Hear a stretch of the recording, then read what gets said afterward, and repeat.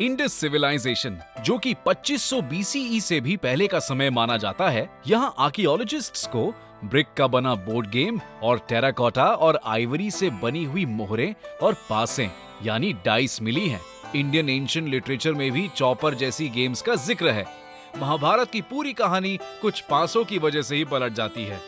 Ancient India के आर्टिस्टों की माने तो ये खेल देवी देवताओं को भी पसंद था।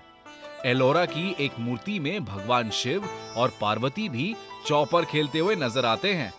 हजारों सालों से सिर्फ आम लोग ही नहीं, महाराजाओं ने भी इस खेल का आनंद लिया था, जैसे कि मुगलों के सम्राट अकबर। इन्हें भी 25 गेम का एक ऐसा चस्का लगा कि वो इसे रॉयल स्टाइल में खेलते थे। उनका बोर्ड एक बड़े से आंगन में बना हुआ था और मोहरों की जगह पर वो जीते जागते इंसानों को इस पर चलाते थे। आगरा की फतेहपुर सीकरी में आप ऐसा एक बोर्ड गेम आज भी देख सकते हैं।